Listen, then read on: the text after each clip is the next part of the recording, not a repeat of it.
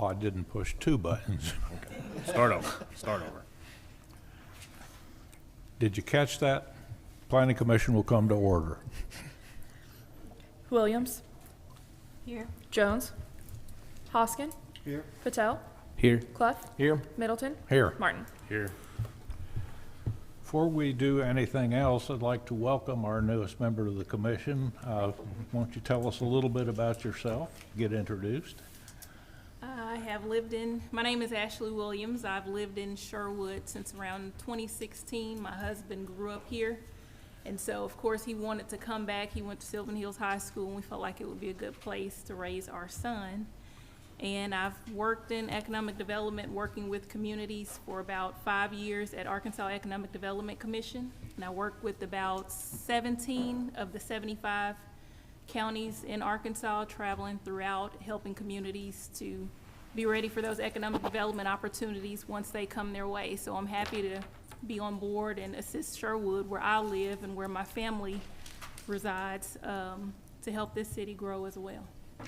Glad to have your expertise and experience on board. Welcome. Welcome. You've received a copy of the minutes of last month's meeting. Are there any corrections or additions? No, sir. Motion to accept. Approve. Have a motion and a second.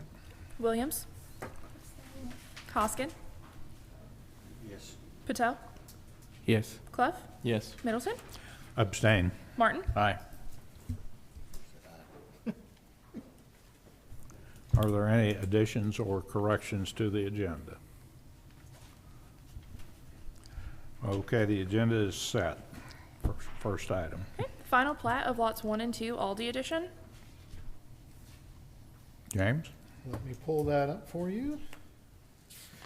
This is a companion application with the site plan review that is coming in.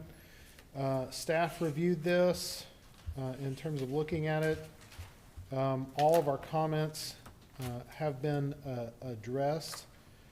In terms of that, with this, the staff recommends approval of the replat with a waiver of the master street plan requirements for additional right-of-way on Highway 107 in Maryland. The reasons being is Maryland is largely already at its build-out in that particular location. On Maryland as well, it would require, essentially it would require the bridge going away, and that's not a condition that we, really the pedestrian bridge to go away at this point. On 107, it's built out to the extent of what it reasonably can be built out to, and so we didn't feel that additional right-of-way was necessary. I have a couple of questions. It says Highway 107 is close to meeting requirements. How close? So, I mean, in terms of that, you'll notice here that the existing right-of-way, which is this blue line that follows along here, in some locations it meets it, in some areas it doesn't. And it's not a consistent line through there, so. Which is you know, pretty typical of RDOT right away. that is, Yeah, that is very they're not, typical yeah, of that's, RDOT right-of-way, yes. I thought that's pretty good. One thing that we did make sure was to obtain a 15-foot utility easement parallel to the property line. That is something potentially, if there were additional work on Highway 107, we knew that probably one of the first things that RDOT would do would be ask for relocation of those utilities, and so we did want to make sure that there was a location for those to be placed. That was fairly important. Also, the staff note said that BOA was required. Has that been turned in? That has not been turned in. As far as I know. I think in terms of it is something that we can address prior to filing, because there are no, because the detention pond is tied to the site plan, That's something you would normally have addressed in the bill of assurance. Because of that, that's something that we can make sure is coordinated prior to filing the final plat. So it would be fair to make that, the signature by the chairman contingent on Yeah. that being received by Yeah, staff? that's a reasonable condition. Okay. And you have received the maintenance agreement? Yes.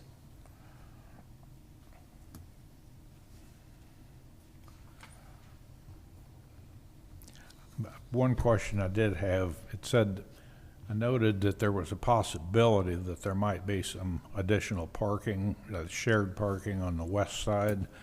I think it would probably be a good idea to indicate that if that doesn't come to pass, which parking spots are going to be vacated in order to make a loop. It's the ones closest to that, it would be the western property line. I just think that it ought to be shown on the Okay. plat as a possibility.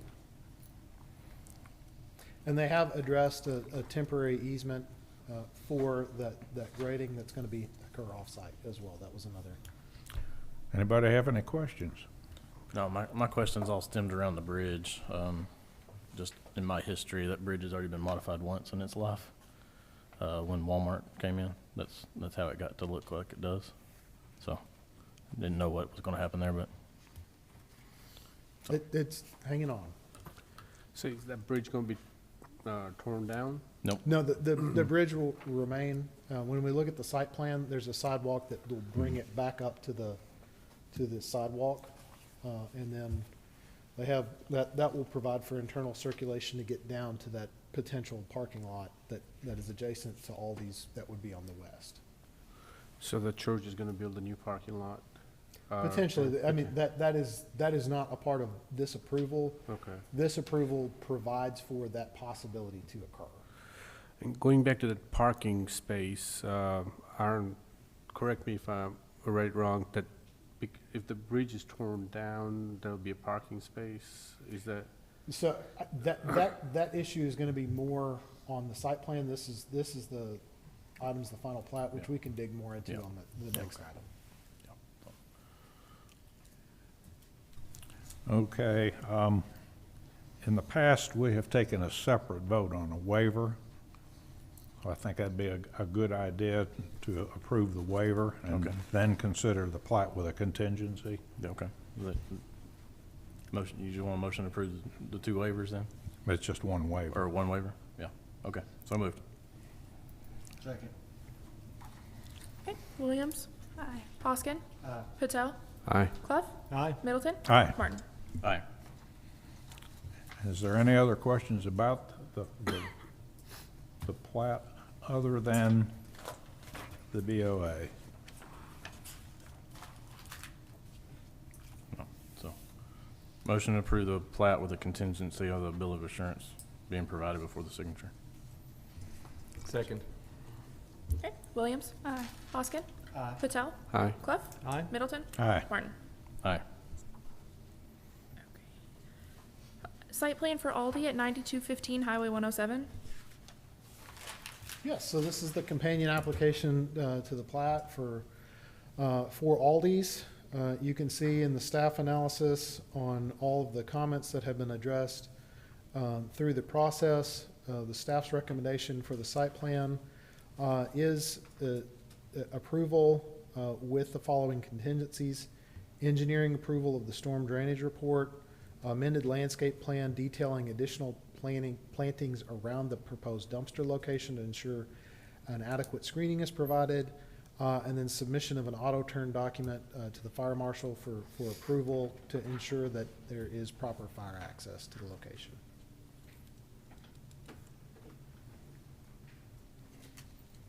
And going back to addressing some of the previous discussion items that we talked about, when you look at the site plan itself, what you'll notice here in this top right-hand corner, it's a little bit difficult to see, but here is the crosswalk bridge and the landing. This shows a proposed sidewalk going off to the west that we discussed that would be with the church's adjacent proposed parking that may occur. In looking at the parking spaces that would potentially be removed, what you see here is this grate inlet that's at this parking space. So it would be these last two that would end up being removed because that inlet is necessary. So they've designed it in a way to make sure that the drainage allows for that to occur in the future.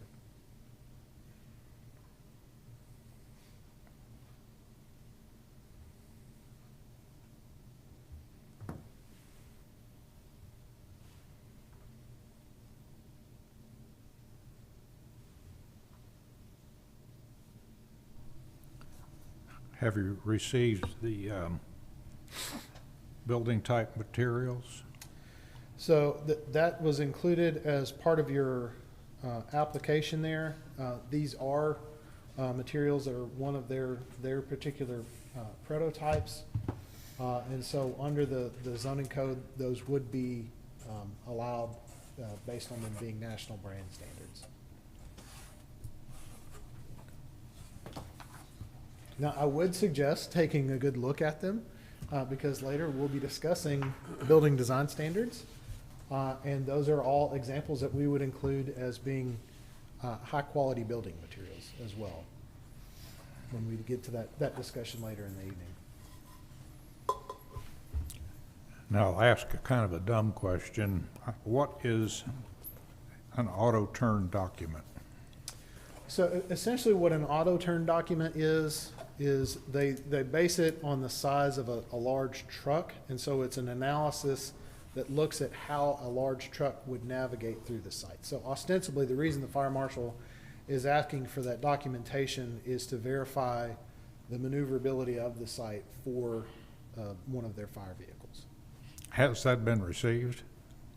No, we've not received it at this point. We are comfortable with it being a contingency, though. I have a real difficult question. Doesn't a site plan normally require a public hearing? It does. Was a public hearing advertised? There is no requirement for it to be advertised. We checked. Okay. There's a state law requirement for public hearings to be advertised for zoning cases, for land use plan amendments, and for variances, for site plan review. No. Does our code require it? No. No. Okay. No, sir. It's right, I got it right here. I was reading it as you asked the question. Are there any questions?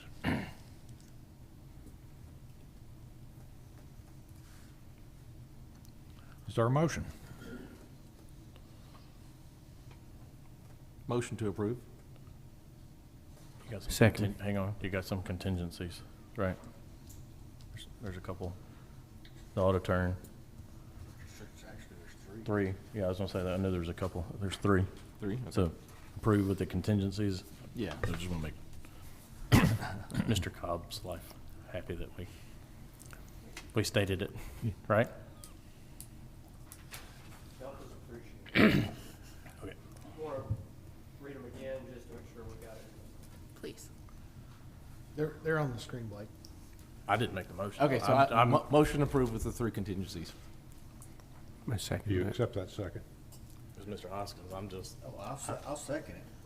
I'm helping the record. I'm just making sure that what the motion was is sufficient. Yeah, so long as this is in the record showing. Got it. Okay. Where you can take care of. Williams. Aye. Hoskin. Patel. Aye. Clough. Aye. Middleton. Aye. Martin. Aye. Discussion, building design standards. Step away from stand here for a second. One of the issues that has emerged as of late are some persistent issues with the design standards in the zoning code, particularly for commercial design standards. We've run into a number of issues with that. And as a result, we decided to bring forward for discussion and review a look at building design standards so that we can think about amending the zoning code. And the two items that you've got, one is a building materials survey. One thing you'll notice about that survey is it's got data from the city of Conway. This is something that we completed while on staff at the city of Conway. And I'd also like to introduce a new urban planner I have with me at Garver. This is Beth Skeeto. She actually worked with me at the city of Conway, so we're working together at Garver. She's helping out. She helped produce a lot of this material for our discussion tonight. So in looking at this information, one of the things that is principally an issue with regard to the city's building design standards is sort of the restrictiveness of it as it relates to metal. Metal paneling has really come a long way within the last 15 years. It's gone from being a material that was typically considered a low-quality material, often what you see, a traditional R panel with exposed fasteners that sometimes ends up being really just a simple box-like structure. You have a pre-engineered steel building you cover it with R panel, and you're kind of done. And that was one of the concerns, I think, originally when the building design standards were passed. And so it was, I think maybe in some ways, there's been an evolution in materials. And so in some ways, I don't think it fits the needs of the city anymore. And so what we are looking at is potentially changing those regulations. This survey kind of gives you some background primer information about what types of building materials. This is a survey that was provided to all of the architects that had done work in the city of Conway at one point or another. And Conway's facing a similar issue. They have a 50% masonry requirement that is somewhat challenging at this period in time because of the innovations with building materials. One of the things I want you all to consider with this discussion is opening up sort of the possibility of additional building materials, but tightening up some of the additional requirements. This other document that you have here talks about different classes of materials.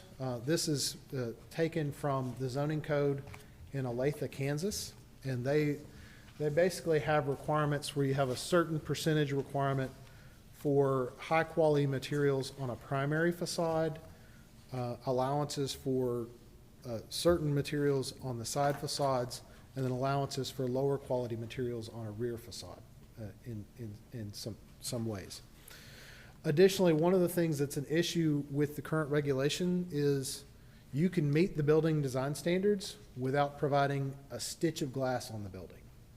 Now, that is something that kind of would look rather ugly, or it wouldn't have a great appearance if you didn't have any glass on the structure. Additionally, as long as it's brick, it can be a solid flat structure. It doesn't have to have any articulation or any change in the patterns of the building. And so the existing regulations do a good job of regulating materials. They don't do a good job of regulating good design. And so that's why I think we need to take a look at it. Any thoughts on this particular subject, Mr. Chairman, or the Planning Commission? I assume that this is primarily for non-residential structures. This, it remains an option that if you were going to regulate it, that you could regulate it for large-scale multifamily, commercial structures, and industrial structures. If you did regulate for each, the three of those different types of building types, I would suggest having varying requirements. Having one-size-fits-all requirements for all of those is not going to end up good. You'll have a lot of angry the few times you do get some level of industrial development, those folks are not going to be able to comply with the regulations.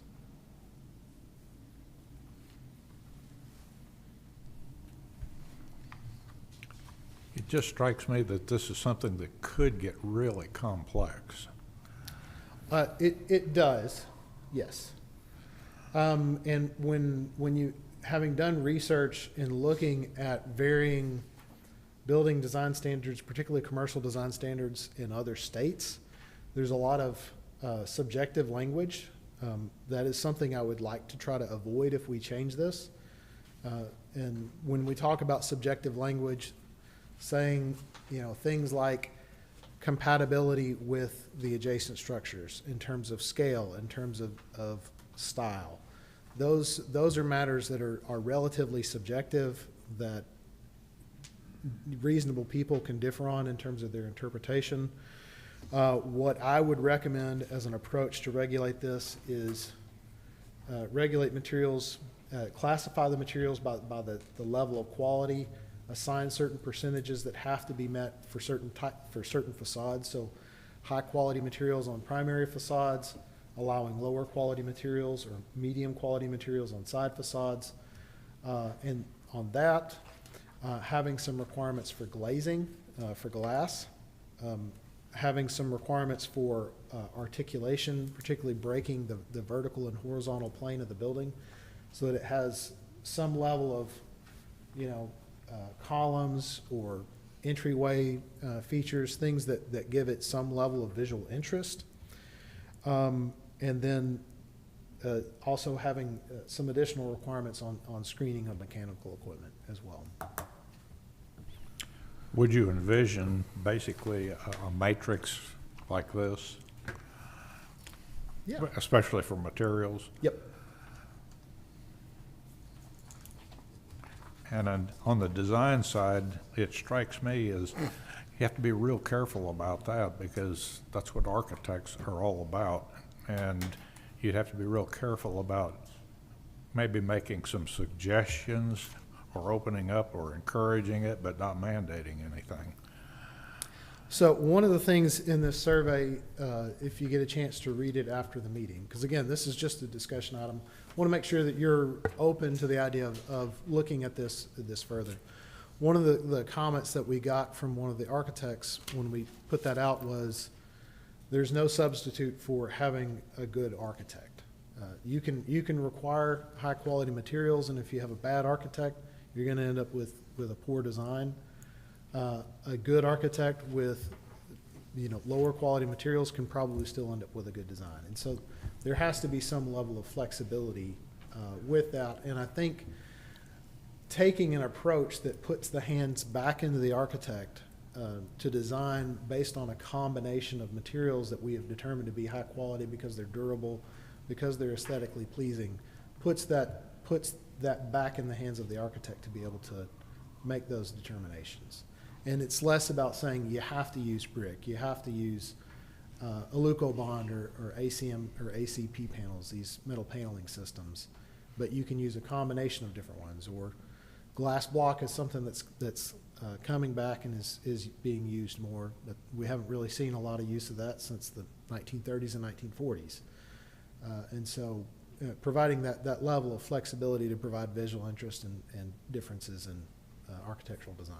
So write the regulation somewhere around this table, a certain percentage of each class, a minimum, or class one on the front, a minimum percentage of what is ranked as class one materials on the front facing side or street facing side or something. So for instance, maybe a potential, the way you might potentially structure this is for your primary facade, require that 70% of the facade be class one and class two materials, have a minimum requirement of 20% glazing, and then provide an allowance for class three or class four materials for that remaining percentage. And that typically would be things like fascias, soffits, eaves, for those other types of materials that are less durable, or maybe they just fit better in those types of use cases that aren't prominent. And then when you look at something like a secondary facade, providing some allowance for maybe class 2 or class 3 at a higher percentage. And for sort of the rear facade, if it's not facing anything, being the least limiting. Yeah, in that's that something you'd have to instance. make sure that you state in there that, that it's not facing something, because Yeah. I was kind of concerned about degrading the facade materials that far around the building. I was thinking just the front one being nice, the sides being, nicer, but not the nicest, and then continue that around the back would be my recommendation. But, I understand there are some situations where you could go with a lesser on the back, but it has to be stipulated. I think there are differences in treatment. So let's say if it's a rear facade and there's no rear access drive and it faces into buffering. So it's practically a situation where no one is going to see it. Right. That I think is a good application where you say lower quality materials really don't make a difference. If it's an instance where you've got the rear facade and it faces a public street, or it faces what we call a public access road, something like a parking lane, or there's parking that accesses off of it, or it's something where the public is going to be, then you probably treat that as a secondary facade rather than a rear facade. Exactly, yeah. I agree with that. All right. And would this thing be locked in also, like new materials come out, would there be a provision in here somehow to get new materials approved? Like you were saying, the metal R panels on the, the metal siding has come so far, I think that's a great thing to include, and I'd probably write in a process for additional materials to be included. Maybe that would come with a staff recommendation to come to Planning Commission to be able to add that without going through a formal amendment process of the regulations. What about like architect that designed the buildings to the aesthetic look of it, but like we have LED certifications going on. People want to do green energy, so all these materials going to be how that's going to work. If somebody is architect is trying to design a building, and certain part, like side or the back, they have some kind of, based on LED certification, so how that will incorporate those materials? So, like, approaching the issue for LEED certification, I think whenever you have some level of requirement, there has to be some avenue or option for relief from the regulation. And so that will be something that it'd probably be the trickiest part about developing these, is making sure that you craft an opportunity for relief and not a loophole. That's something you don't want to have, that basically creates a loophole that makes the regulations meaningless over time. So, but you do need to have a genuine relief option for those, and particularly, if I think providing some allowances for sustainability practices is important.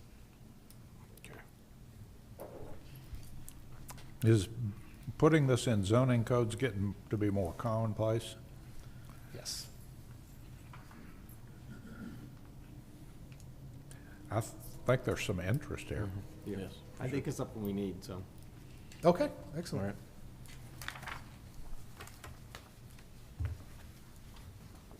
All right. Well, with that, we'll take that as marching orders to move forward, develop some regulations. We may bring it back in some more material in December for discussion. It may be January. It just depends on how complicated this is when we dig into it. But we'll keep it as an ongoing work item as well. Go forward with gusto. Discussion, restaurants.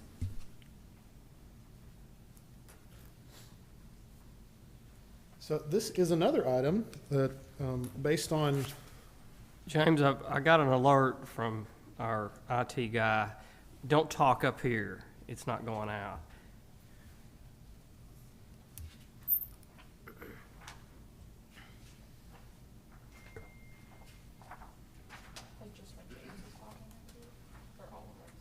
Well, no, everybody needs to be on a microphone, but when James was speaking earlier, he's handing that stuff out, that's not being picked up. Thank you. Also, if y'all want to talk more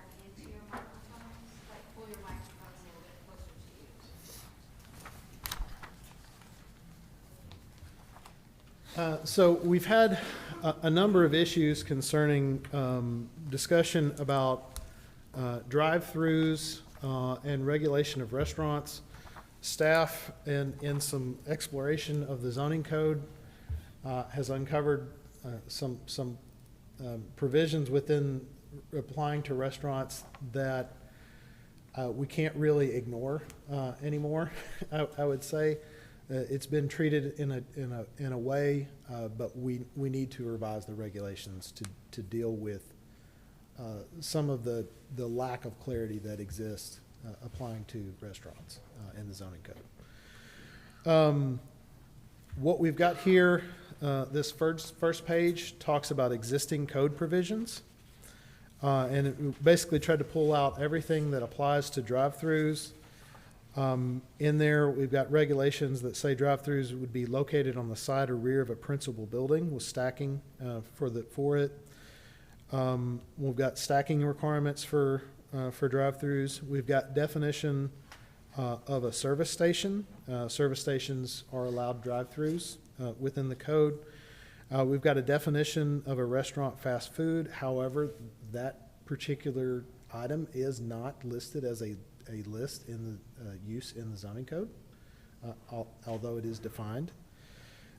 We've got the definition of a restaurant, and we've got the definition of a restaurant drive-in. So those are some of the existing code provisions. If you look on the back page here, we pulled out all of the potential uses that have something that relates to potentially some type of drive-through activity, as well as the sort of the regulation of restaurants in the code. One of the things that you will notice in here is that there are lots of uses that are treated exactly the same way within the zoning code. So when you look at bakery, bank, camera shop, tobacco shop, drugstore, dry cleaning, florist, food store, hobby shop, jewelry store, key shop, library, optical shop, pawn shop, photocopy shop, and tailor, all of those uses are treated the exact same way in the zoning code. What that says to me is we've got a lot of extra words in our zoning code that we don't necessarily need, that make it a little bit more difficult for it to be used. It also says to me that this code was written at a time when technology was vastly different, because I don't know the last time I went to a camera shop and a photocopy shop. Those have evolved into other types of uses that have other types of things associated with them. How many ordinances have you seen that list servants' quarters as a special use? Or abattoir. That's another use that is an older one. So those are some considerations. So when you go to page 2, in terms of looking at this, some of the things that we suggest are defining the dining and service methods that relate to restaurants, having restaurant drive-in, having restaurant, defining what a drive-through is, defining what a pickup window is. Drive-throughs are evolving. Chipotle is one of these brands that they have operated without a drive-through, and now they have what they call Chipotle lanes. They're not a traditional drive-through. It's a pickup lane. There is no menu board, so there isn't the same kind of stacking that you would normally have. Chick-fil-A has completely evolved their entire operation into being drive-through pretty much only for most of their restaurants. And then drive-in as well, although that is a little bit of an antiquated term. So what we recommend in terms of looking at this is distinguishing between these restaurant types. The first being a restaurant dine-in only. The second being a restaurant with a pickup window and no order board. And then third being a restaurant with a drive-through, and that including something like a drive-in. Because the most common drive-in that you have is Sonic, and it effectively is a drive-through restaurant. That's the market that it competes in, and that's where it locates next to, is other types of drive-through restaurants. How would you classify someplace, I mean, like McDonald's, they have a drive-through and eat-in, you know? So the way that works, it's progressive. So if dine-in is allowed, in restaurant dine-in, then when you go to pickup window, dine-in would be allowed with a pickup, in a restaurant with a pickup window, and then dine-in would be allowed in one of those fast food restaurants that have a drive-through. So Okay. it's cumulative, it's Okay. progressive in It that. just did mention it in here, I just want to clarify that, thank you. Next, I would recommend looking at bakery. This is an area that's a little bit of it's kind of strange because it's hard to determine what the difference is between a bakery and a restaurant. If a bakery is a donut shop and it has dine-in, is it a restaurant or is it a bakery? It also has a drive-through, and so it does bring up. So what is community bakery? It's all three. Yes, it definitely brings up a large gray area. So what about car wash with coffee shop? How would you define that? A car wash with a coffee shop, I would base it on the primary use and not the accessory use. So, like the car wash that's in Greenbrier, I would call that a car wash, and coffee is just an accessory use to that. Is that McBee's? Yeah. Yeah. Yeah, it's an interesting. Like you said earlier, back in the days, things were not technological. Now everything is, we're seeing car washes popping up now to compete with each other. People are coming with the innovative ideas like bringing coffee. You never know. The next car wash might have dine-in restaurants while you get your car washed. Yeah, it's very, yeah. Okay. So one of the things that another consideration to look at is looking at creating those categories that I listed that had all very similar characteristics and all were treated the same. Consider creating a small-scale retail use that encompasses several of those uses. And that small-scale retail use could be what you typically would have. Small-scale retail would be under 5,000 square feet, so it would be based more around what is occurring on the site in terms of the performance, the building, rather than the individual uses. Are we inching towards form-based? We're inching towards a hybrid code. Use still matters quite a bit, but there are certain aspects of use that simply do not matter. One of the things that just strikes me is that I like these suggestions, but the proof really is in the pudding, and that's at the site plan, because we should have known better than how we handled the dispensary issue, because traffic gets all stacked up on Keel. So taking that into account during the site plan review is really, for these kinds of things, especially drive-ins, drive-throughs, windows, take all that, that's really critical. So take a look at how we can make sure we cover that at that point in the process.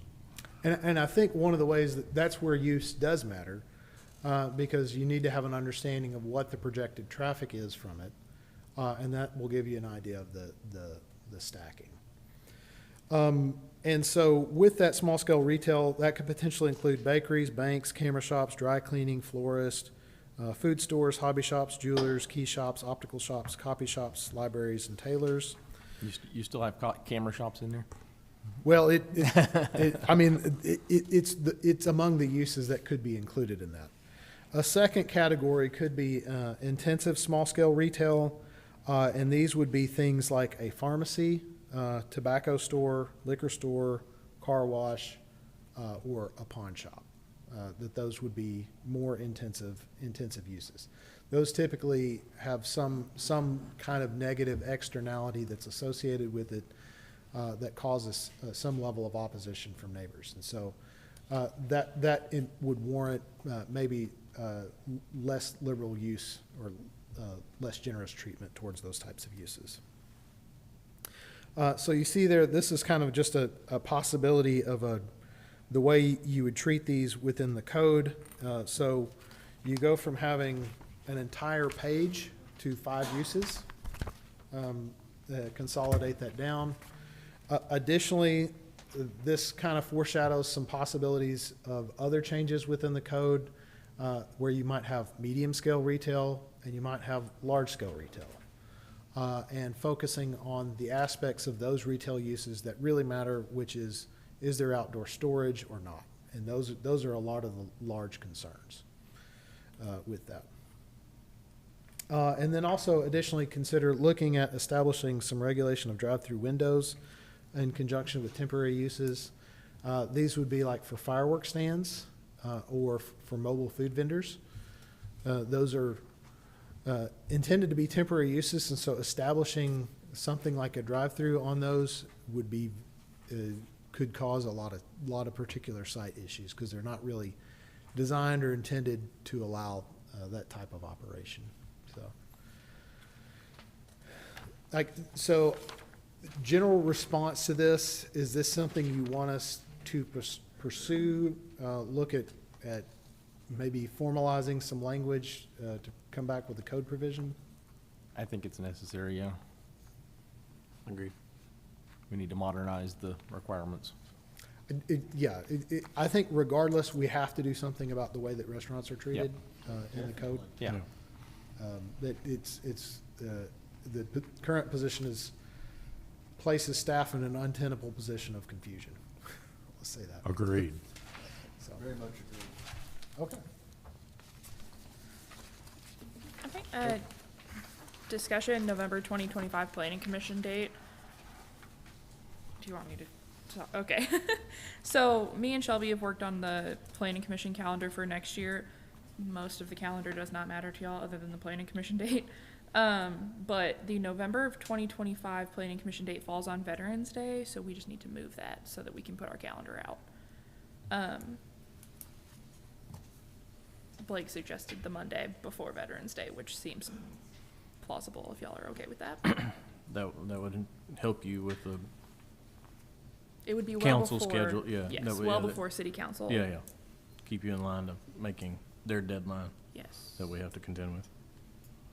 So it would make one of them on the second Monday. That'd make that the second Monday instead of the second Tuesday. Yeah, it'll It's just be one day ahead. November 10th of 2025, if that's okay with y'all.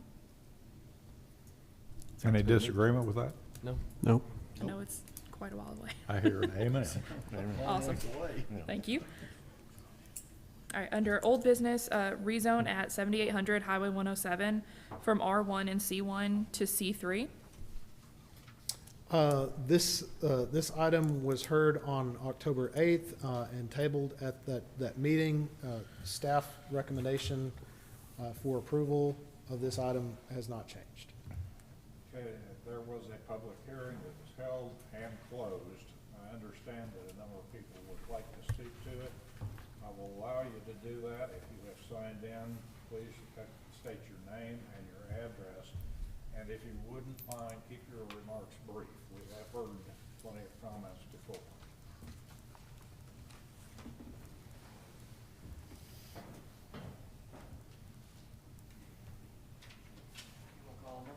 Okay.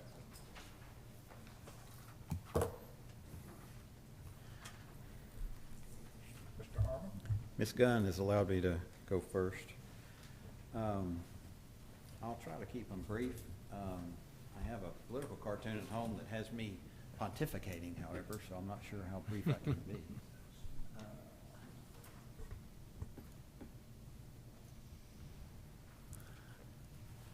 I have just an additional picture for that from what I did last time. If I can get it to pull up here. And you are? Charlie Harmon, 601 Club Road. Thank you. Sherwood, Arkansas. I've lived on Club Road longer than anyone still alive. So I have quite a bit of information for that street. All right. As I mentioned at the last meeting, I'm trying not to repeat too much of my information. Accidents. The accidents that draw my attention first off at this intersection. We have a number of them. there. I had shown one, this one that happened the same week as the last meeting. I also showed this one that happened in July, took out that power pole. It resulted in over 1,800, I think, people in the city of Sherwood being without power. That power pole was hit again a month later. Same power pole was hit again a month later. And so that happened twice. And since then,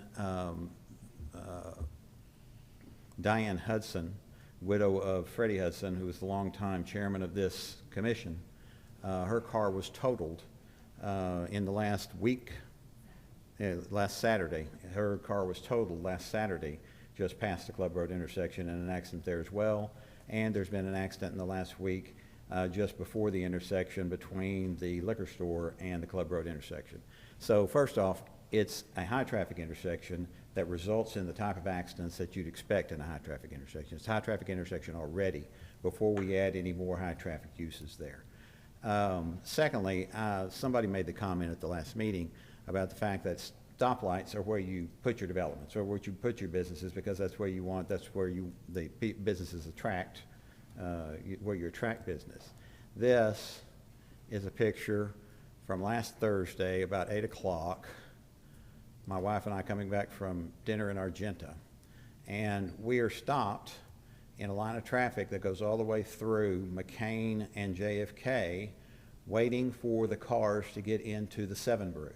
Not at rush hour traffic, not at morning traffic or anything like that. At 8 o'clock in the evening on a Thursday evening, they had, that 7 Brew had traffic backed up through the intersection at McCain and JFK.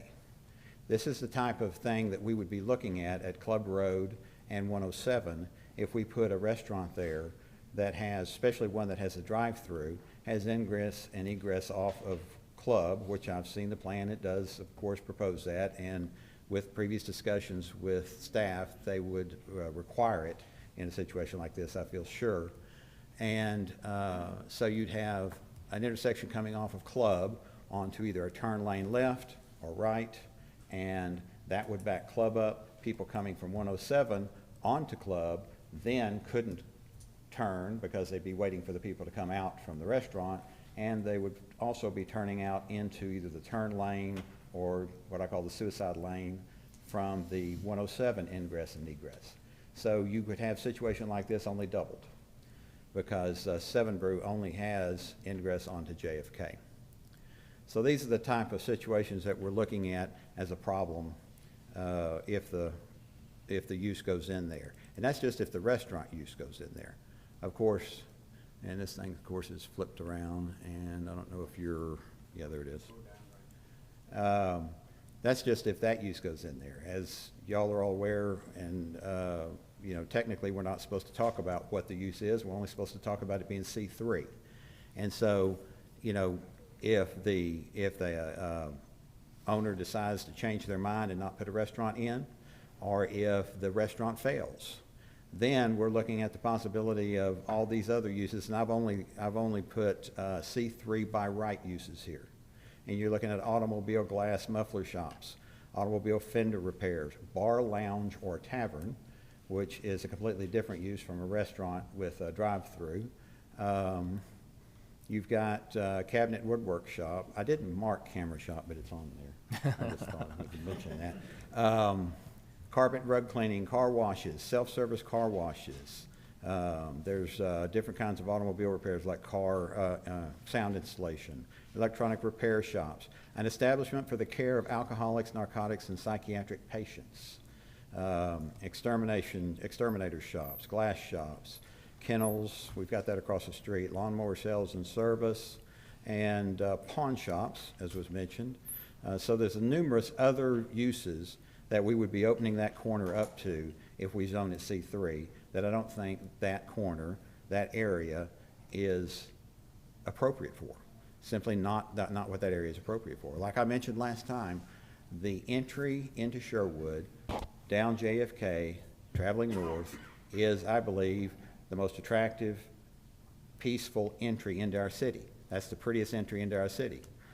When you It's better when we don't have cars driving through the brick wall at North Hills, but still, it's the most attractive entry into our city.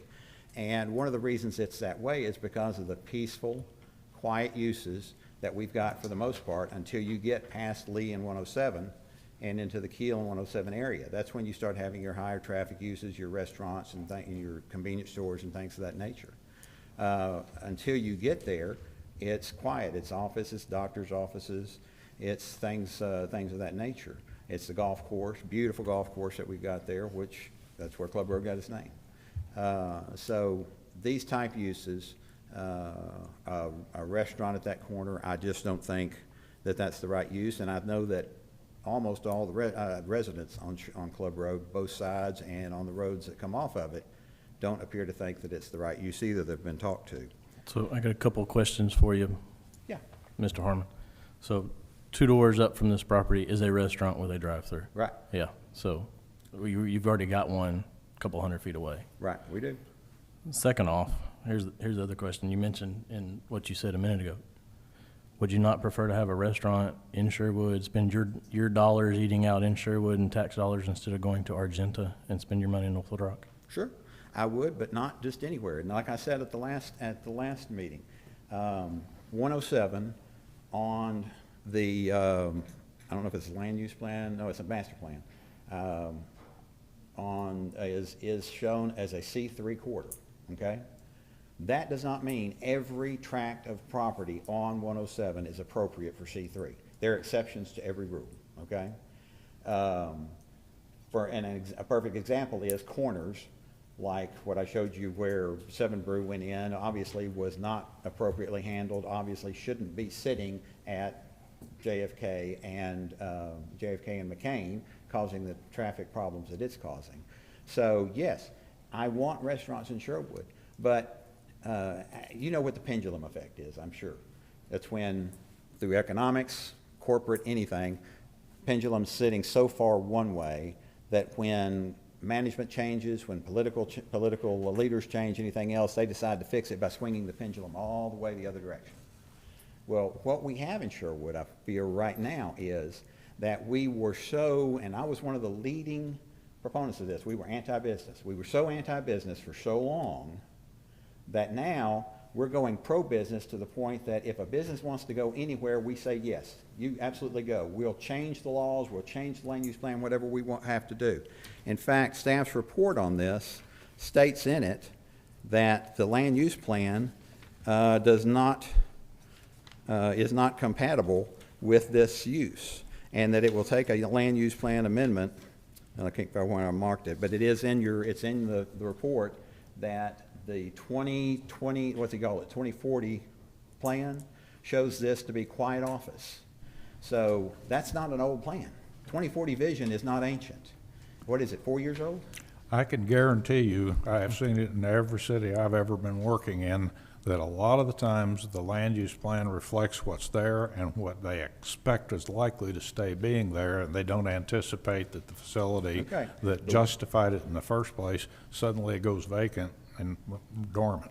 Right. But, so, the plan is flexible and it's subject to amendment when new situations arise. So, it's not the Bible. No, it's not the Bible. It's not the Bible. It's not the Constitution. It is this one is truly a living document. And I agree with that. But again, this is not a rule. C3 on every tract is not a rule. It's not a rule that without exception. I can't think of a rule without exception. Thou shalt not kill. You know, I'd kill somebody that came in here to harm y'all if I could, to protect your lives, just like I protect my own family's lives. Charlie. there are exceptions. There are exceptions to all rules, and there are exceptions to that rule. You don't put C3 on every tract on 107. It's not appropriate, and this is one of those tracts that's not appropriate. This is an exceptional tract. You're going to cause traffic. You're going to cause problems. I'm sorry your watch isn't working there. I see you tapping it.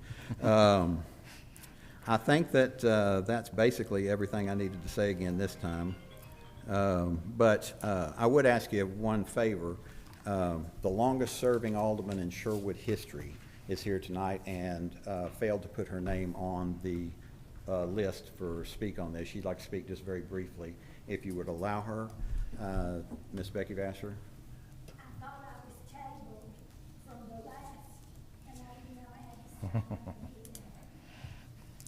If you wish to, you can, if you will make it short, if you promise. There it is.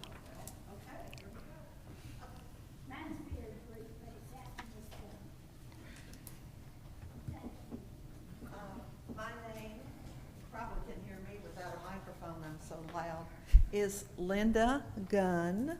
I live at 18 Club Circle, so I am just down the street from the property that we're discussing. I want to comment on Pig and Chick since you brought that up. When people are pulling in or out of Pig and Chick, Highway 107 is designed with 4 through lanes and a median turn lane. So we anticipate that people will pull in there, stop, and safely be able to cross the 2 lanes of traffic. When they're pulling out, they'll be able to pull into that turn lane and then pull into the opposing lanes if that's the direction that they're going. That is not going to be the case with this property. But I wanted to just start by saying that we know that this property is going to be commercial, but we are concerned about it going to C3. The reason that a lot of residents are not here is they have absolutely no concept whatsoever of what C1, C2, or C3 is. In fact, when I mentioned if you were going to come to the planning meeting, they were like, what is that? But I wanted to say that with C3, you have noise, you have light, and you have smells associated with some of the industry that he mentioned. If you are, I walked the property, there's a significant buffer zone, wooded buffer zone directly behind the property. So a lot of the condominiums, apartments, et cetera, are protected. But on an angle, the people there at Trent Jones will be impacted by what you put on this zoning. But the thing that I wanted to talk about was the traffic, and especially in such an intersection with such a heavy volume. I should have, in fact, I loved you for mentioning the auto turn, because I'm an engineer, we do auto turn all the time. Auto turn, we use various trucks or vehicles that would be turning so that we can determine how far back we need for the stopped traffic to be so that the turning vehicle will not turn into them. Right now, everyone pulls up in the intersection. Can you imagine how far we're going to have to back people up if they bring in a service truck or a delivery truck? And tonight, as I was coming over here, 4 cars were waiting to turn right. They were in the right turn bay, not the left. And the 5th one completely blocked that their driveway into the property. As people are turning off Highway 107 from the right or left, they're not prepared to come in, and sometimes I'm not sure what their visibility will be if both the left and the right turn lanes trying to get out on Highway 107. I don't know what the visibility will be, but if they're trying to turn in, are they going to be prepared to stop on such short notice? It's one thing to turn into the funeral home on the right, but it is a different thing to have to wait for someone to clear that driveway. So, but we are very concerned about the traffic volume, the number of accidents that we are also experiencing. And I will also point out that if you will go over there, most turn bays are about 100 feet, and then we have an open taper space. The turn bay line is a white line. It goes all the way across that driveway. So when the intersection was designed, when that traffic signal was put up there, we anticipated traffic backing up to at least that line, and it does. Then when they pull out onto Highway 107, if they use that side driveway, they are not pulling into the median turn lane to stop and stabilize. They are pulling into the left turn, taper and bay, where people would be anticipating coming off the main lanes and turning onto Club Road. They're not really expecting people to be pulling out from that little side driveway in their way. And those of us who live there know that you don't just pull out. You make sure that the people coming down the hill are going to be able to stop, because we are concerned about the number of accidents. But we are concerned about this 3C, because C1 and C2 are more compatible with the residential area, and we are a residential area. And we would thank you for taking into consideration our concerns, and I thank you for letting me speak tonight. Thank you.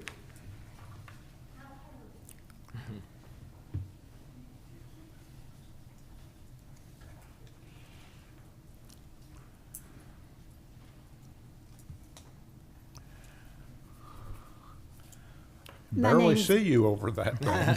I'm short, but I'm loud.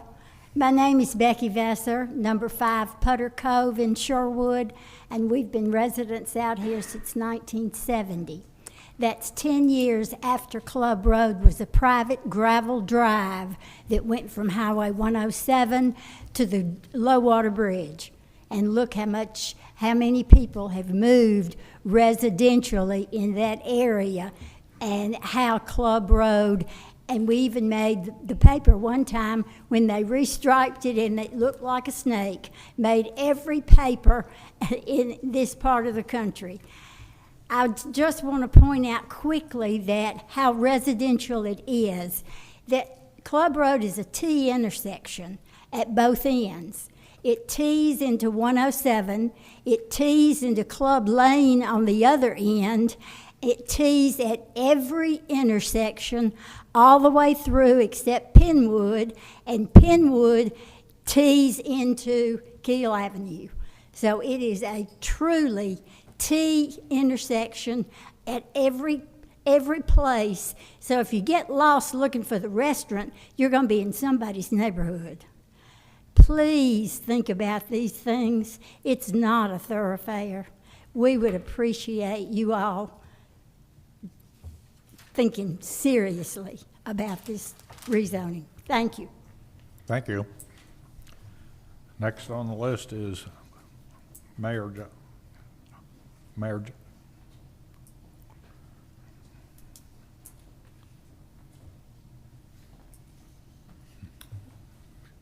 Hello, my name is Charles Wilson. My wife, Diana Wilson, and myself own the property at 7816 Highway 107, which is next door to the said property at 7816. Our request to you at the Planning Committee is that if this is approved, that you would require a wrought iron fence, I think you know what I'm talking about, to be built down the property line from the front of the property to the back of the property. This would ensure that if they had some thoughts of some parking going over that way, that it would be obvious that was not to be effect, especially since some of the back of the property there is not cleared at this time, and I would suspect from what I'm hearing that they would want to clear that maybe and make some additional parking back there. So I think it would be proper for them to be required to build a wrought iron fence at their expense, of course, from the front to the back of the property. That's all I got to say, unless you have some questions for me. Thank you, Mr. Wilson. Thank you.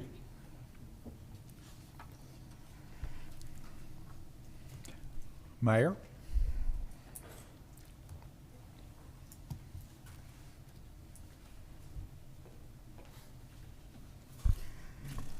Since we do not have an economic developer, the business reached out and asked for me to speak on their behalf about certain issues, including economic development. All you have to do is look on any social media site, and what do you hear all over the place? We want restaurants. We want restaurants. We want restaurants. And yet it seems like every time we turn around, we want restaurants, but can't put it on Keel, can't put it on 107. I'm not real sure where the restaurants are supposed to go. I think we need the tax revenue in our city. I think we need dining opportunities in our city. We talk about the entrance to our city. Well, you leave a highly commercialized North Little Rock as you come into our city, and yes, there is a beautiful golf course on one side, and you have a Taco Bell on the other side, followed by a large mini storage building. You go further down, and you've got a liquor store. When that liquor store went in, what did it do? It took a blighted piece of property, and a new building went in, and it looks beautiful. Well, I've seen what they're planning on doing, and once again, you would take a building that's, I wouldn't call it blighted, but it certainly is not a thing of beauty, and you would end up with a nice, beautiful new structure.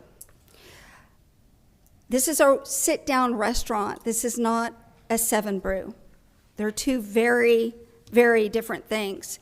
And on an economic standpoint, I am concerned over the fact that we want to say no restaurants on the off chance that they might fail. If that's the case, I guess we can never get restaurants in Sherwood. But what does Sherwood not have? Grease traps.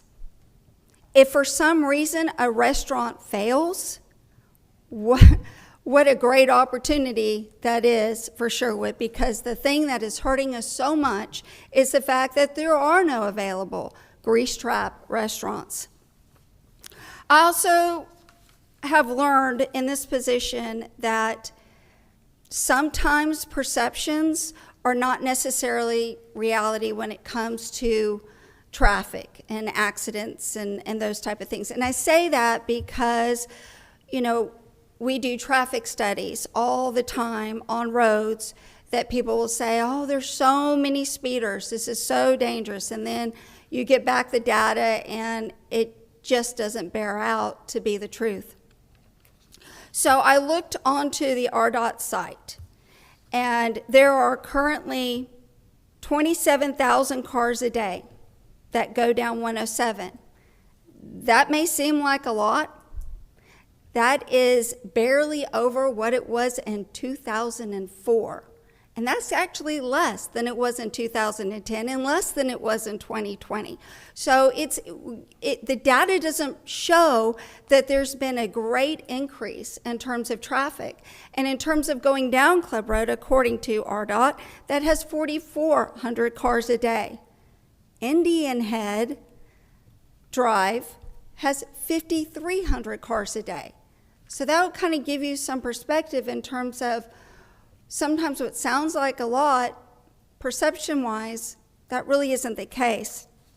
I reached out to Captain Edwards, because he's in charge of traffic for our city, and asked him to pull up the data on accidents in the past 3 years, because we've been hearing that there are lots of accidents in that area.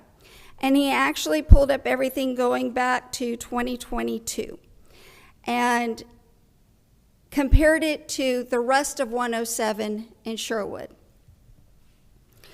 That area, if you go all the way to JFK Liquor, Metropolitan Realty, Pig and Chick, that entire area in 2022 only accounted for 2.87%, less than 3% of all accidents on just Highway 107 in that year.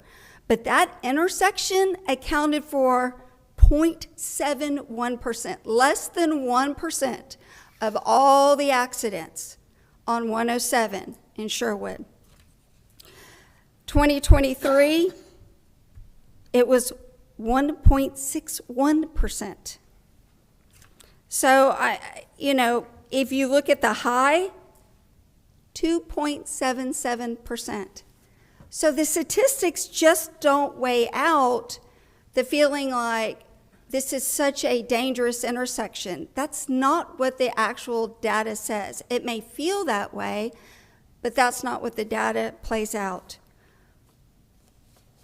I don't think the pendulum has swung so far that we are saying yes to everything that comes along. Case in point, coffee shop basically was not able to open on the corner of Penwood and Keel recently. We aren't getting these opportunities all that often. We are getting a reputation of being very difficult to work with and business unfriendly, and that is not good for our community. This is not a chain restaurant. This is a small business that wants to come into our community and build a beautiful building that I think will be of value.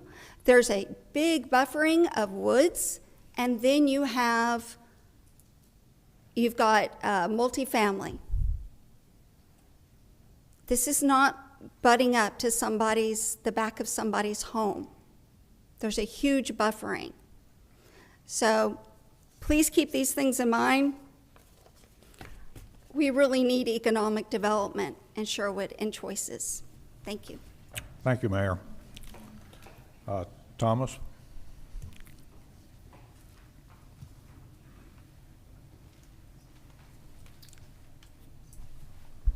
Thomas Pownell with Thomas Engineering, representing the applicant.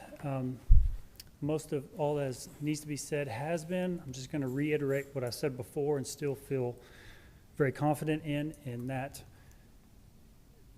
where you want traffic is at the intersections. Think of a freeway and a freeway is controlled access. An intersection lighted is controlling access, controlling turn movements. If you move this 300 feet up, you're doing movements without a lighted intersection, the same amount of traffic. That's more dangerous. That's basic engineering. And then as far as addressing the driveway location on Club Road in relation to the white line, the site plan moves it far enough back to where it is well past the white line, so traffic queuing up turning right or north onto 107 and turning left or south onto 107 will not be blocked where they're queuing up, so the driveway is far enough back. The current driveway he references, yes, is within that white line, but our site plan would address that and also be handled within site plan. And this C3 is the only kind of bumping up to what you guys talked about before with uses. This C3 is the only use, the only zoning that would allow the use we want, which is restaurant. And I'll entertain any questions. Is this going to be a restaurant with a drive-up window? Drive up, but not an order, or order window, pickup, yes.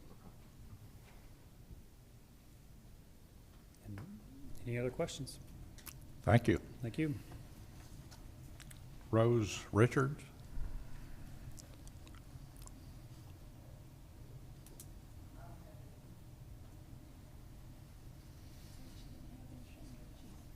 Okay. Are there any other comments? Hearing none, I call the public hearing closed. It wasn't a public hearing, but we will take no more comments unless you all have questions. No, I don't have any questions. It seems like many of the comments relate around traffic, and it sounds like with the site plan, we'll have many of those addressed from Thomas's comment, Mr. Pownell's comments there a minute ago. So, motion to approve the rezone request. Well, hang on, I'd like to make a few comments myself. With all due respect, I appreciate all the comments that I've heard. They've been meaningful, they've been sincere, and I appreciate that. But the current zoning classification is neighborhood commercial. And at the beginning of that section, it says neighborhood commercial is to depend on the market area, no larger than the market of the neighborhood served. Now, clearly, what was in there before served a much larger area than just that neighborhood. The traffic count on 107 is 27,000 average daily traffic, is the highest in Sherwood other than the freeway, I-57. Even Brockington doesn't get that high, neither does Kiel get that high near Brockington. The traffic is heavy there, and this is not a neighborhood commercial area. This is clearly, to my mind, it's looking for the highest and best use commercial use at a heavily trafficked area and at an intersection that's got traffic signal to boot. Every time I hear that there's too much traffic, I suspect the numbers, and I've heard numbers tonight. The truth of the matter is what you heard was problems that are already occurring, and it's hard for me to imagine any use that's allowed in C3 contributing substantially to that current issue. It seems to me that it is misclassified. I think the property is going to have some difficulty developing. I noticed that there's a little pocket of R1 on the north side of the Wilson's property that appears to be zoned R1, and yet it's a rental duplex. And it is accessing via Club Road by way of the two properties that abut it. So it's got some issues that are going to have to be dealt with, but a lot of the concerns that people are experiencing, those get taken care of in the site plan. Sherwood's really good, better than a lot of communities, about really sticking to making sure that there's no adverse impacts on a commercial development against a residential. I think there's more concern and fear about change than there's apt to be any adverse consequences. So, quite frankly, I'm in favor of the rezone myself. That's all I have to say. I'd like to add to this. We're having this discussion because the only commercial classification we have that fits this bill is a C3. And I think we need to look at, in the future, allowing these dine-in restaurants to be in C1. And if they're gonna have a pickup window, allow them to have a conditional use under that situation. I would disagree on the C1, since it's by definition to serve just a small neighborhood. Unless it was a really small restaurant that had very minimal seating capacity, very limited menu, very limited hours, something like that. I mean, I don't disagree, and we've already heard that we need to deal with how restaurants are dealt with. I mean, I've worked in a community where the only difference between two zoning classifications was whether there was a drive-through window. And people were getting rezones and spending money and taking time and going crazy just because one little provision in the code. We do need to fix that. And there are things that are, I mean, the front part of this property is already zoned C1. There are things that are in C1 that create traffic just as bad as a restaurant would. My concern is that would we be having this discussion if the person was not wanting to put a restaurant in there, they were wanting to put something more in tune with C3? As Mr. Harmon pointed out, and I have personally experienced this in my work, is that you don't make your decision on what the proper zoning classification is on what the applicant says they want to do, because either their financing falls through, or something doesn't work, or the market's not there, or they just flat out lie. And they don't put in what they want to, they put in something else. So you have to make sure that what the zoning request is for is appropriate at that location.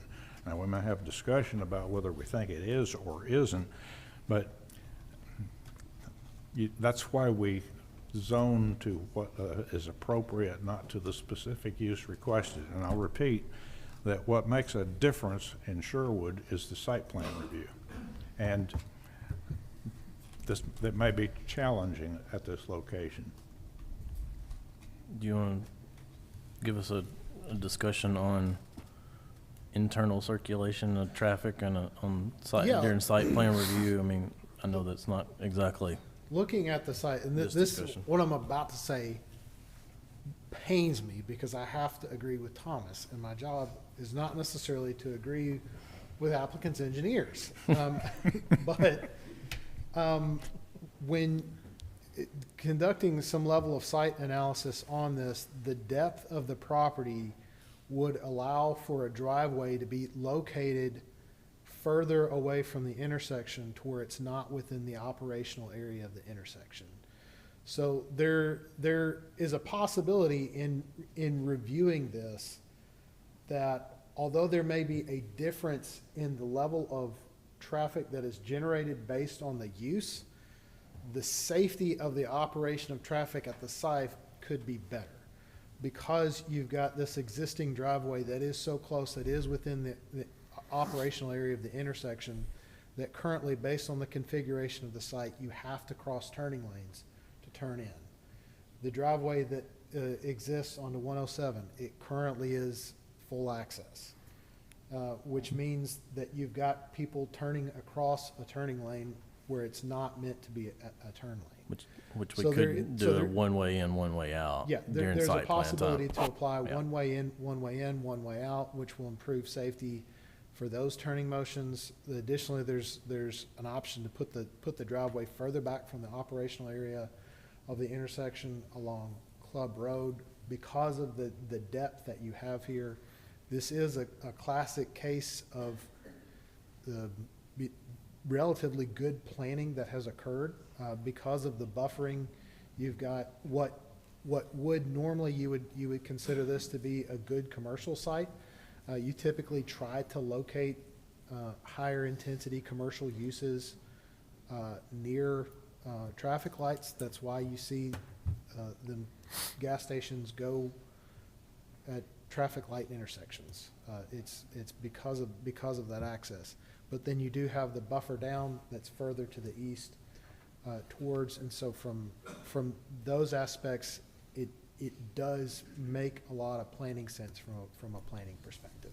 Something else I wanted to mention to Charles, I did a quick analysis of the different classifications. There are a total of 55 uses permitted in C1, and 42 of those are permitted by right, 13 are only permitted conditionally. While there's 138 uses allowed in C3, 28 of them are permitted by conditionally, and 2 are temporary, and the rest are permitted by right. The most dangerous zoning classification in our city must be office, because 50% of all of the uses allowed in a special O1 district are conditional, 50%. So the uses that are apt to be most obnoxious, should they ever come to pass, are likely to be those that are conditional or conditional by definition, such as gas stations. I mean, they're going to get a special use and a double review, so I don't see any potential peril myself. So would this be Site 3 based? Would this be reclassified or rezoned as C3 based on the site plan after reviewing that? No. It gets rezoned based on what the appropriate use at that location is, what the appropriate zoning classification at that location. If it's approved by the council, then there's a site plan if they come in with a specific proposal, and that gets reviewed, and there's a public hearing for that. So residents will have another opportunity to say they have concerns about the design of the facility. Okay. Which I think at that time we can address most of the comments tonight. So back to my motion to approve the rezone. I'll second that. Have a motion and a second. Call the roll. Williams. Aye. Hoskin. Patel. Aye. Clough. Aye. Middleton. Aye. Martin. Aye. Replat of Lot 16R, Block 9, Sylvan Hills Edition. This item was tabled at the September 10th meeting and tabled at the October 8th meeting. The applicant has not provided any updated submittals to address staff comments. So at this point, staff has recommends denial for the application. I agree with you. I'm tired of seeing it on the agenda. So motion to deny. Second. Give me a second. Y'all are quicker than I can write. Williams. Aye. Hoskin. Aye. Patel. Aye. Clough. Aye. Middleton. Aye. Martin. Aye. Amendment to the Sherwood zoning code, something. Amendment to the Sherwood zoning code regarding chapter 140210, D2C, conditional use permits. May I have permission to speak? If you have a public hearing, may we request that it be advertised? Because they did mention this. It was advertised, it was held, and it was closed in last Last month. One for the site though, this ain't saying we're gonna do one for the site. There will be, it will be advertised. It will be advertised, thank you.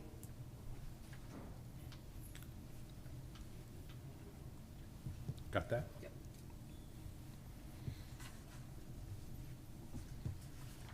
Okay. This is some cleanup language from some intentional language that was placed in the revisions to CUP that related particularly to the issue of de novo review. And the intent of this is to make sure that the review is not de novo, rather the exact opposite, that the only thing that is heard for the case is the information that has already been presented to the Planning Commission. If the appellant in that situation presents new information or other new information comes to light, then it causes the case to be remanded back to the Planning Commission. The current language that just slipped by us said that it can't be reviewed, and then it turned right around and said, of course, it can. So this clears that up.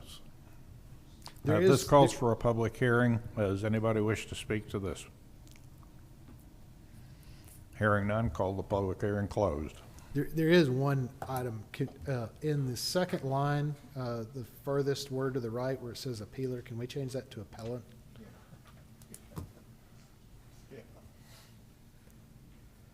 What's it say? It says appealer. Just change it to appellant. You need to zoom in.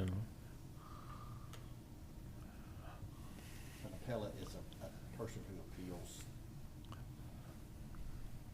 It's just a small term. Was there a motion with a correction of that word? Yes. Motion to approve the amendment with the correction as stated. Second. Have a motion and a second. Williams. Aye. Hoskin. Aye. Patel. Aye. Clough. Aye. Middleton. Aye. Martin. Aye. Conditional use permit. Conditional use permit at 8900 Highway 107 for a residential care facility. Yes, so, whoa. Where did I go? You're back. I wanted to talk about Aldi's again. Yeah, you're back to all. Do we want to take a victory lap on that one? That's okay. Right about here, yeah. So this is the conditional use permit related to the residential care facility. The original staff recommendation for the request was for approval.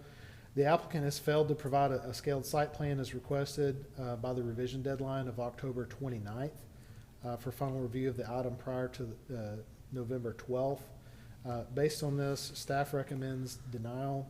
There is the items relating to the special called meeting that would essentially make this item null and void and no longer be required. Just as kind of a backstory, the council has made it pretty clear that they would prefer that this facility be zoned C3. And I'm not particularly opposed to that, it's both commercial and residential, take your pick. because we wanted to get it, we didn't want to hold this applicant back any further than we had to. So I called a special meeting so that we could take this up and get it to the council before their next meeting in November. We will take this up, and we will also reopen the public hearing, not only to change the zoning code, but also to change our recommendation to C3 instead of R3. Okay? So there's no point in having a conditional use public hearing or consideration. They don't have their materials ready, and it becomes moot. So is there a motion to table, or to deny it? But we're still gonna take up the item Yeah. next week? Yeah, Okay, all right. correct. Motion to deny. Williams? Aye. Hoskin? Patel? Aye. Clef? Aye. Middleton? Aye. Martin? Aye. Is there any new business? Hearing none, and seeing that it's 7:30, I'll entertain a motion to disband. So moved. Second. Williams? Aye. Hoskin? Patel? Aye. Clef? Aye. Middleton? Aye. Martin? Aye. Thank you all. No, I want to stay here.